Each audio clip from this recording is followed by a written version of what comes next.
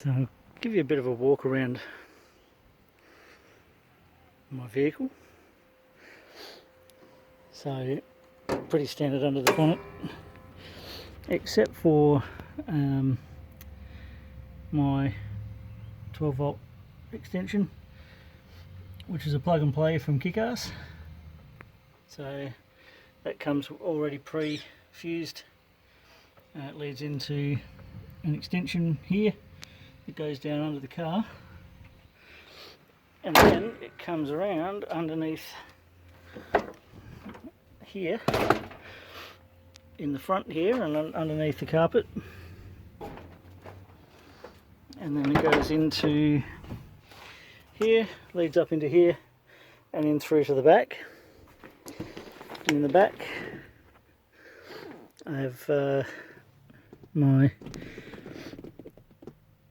air compressor, and I've sent up a temporary 12 volt thing because I used to have my battery all set up with this and this all into a battery box with the DC charger on top and everything, and I wanted to break that down, so I broke it down and I wired it all up using the same wiring, just extended the wires that were already there so that I could run it so that my power was coming to here for my fridge and my compressor or whatever else I was going to use in this point. But eventually I'm planning on getting a proper fuse box for that. And then around the back, so in here this is my second build for my for the back setup here.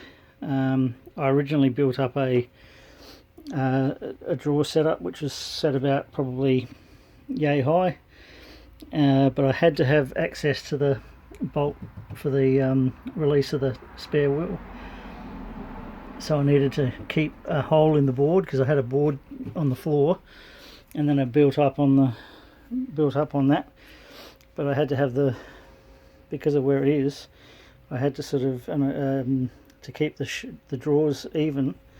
I actually kept it so that it was the middle separator was inset, and I was using it like that. And then I decided that when I got my fridge slide, because the fridge I got was a 70 litre dual zone, and it was and so to sit it on top of that I would have needed a drop down slide, and aside from the extra weight it was more pricey to buy, so I decided to break it all down, put in a shorter floor, and I'm still working on these. I haven't finished that off yet. I've still got to replace this with a proper drawer like this one, and then the batteries in here, and the 12 volt the DC charger rather, and yeah, so I've just put brackets up here to mount my tracks and recovery tracks, and then I built this up to put my 20 litre water container on there. I might show you that in a different episode, but yeah, I've put a hose leading out with a tap on it. So yeah, but yeah, I'll show you that in another episode. And then I got my lighting. There's two light bars here. These were from Hardcore Lighting, and then interior, so they came as a set of 4, so the 2 interior ones are just pure white, and these 2 here are colour changing from white to orange.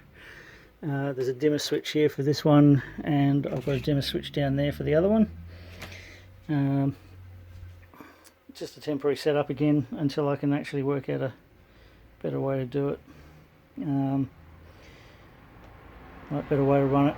And once I run it from the power box, because I'll have a switching board down there where my Anderson plugs are on the end of this, so yeah, I'll set that up so it'll switch on down there, and I'll just have the dimmers mounted differently down this end for the dimming of the lights.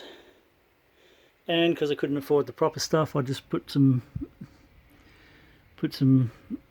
crap bloody stuff up to keep the sun out, and also offer a bit of privacy in the back so people just can't walk up and say, oh, look what you got, and try and rip it off.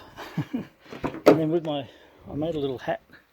I've seen quite a few YouTubers and stuff using the Oki strap for their Akubas and stuff, but I found that it actually pressed in on the sides of the Akuba and put it out of shape, so I built this little hat holder for it, and it tends to sits up there quite a lot nicer. So yeah.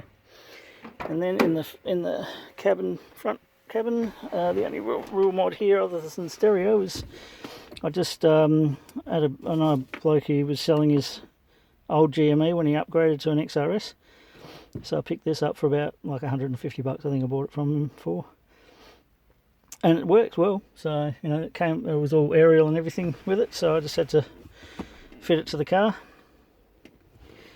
But yeah, so still working on stuff, but getting there. And yeah, so that's the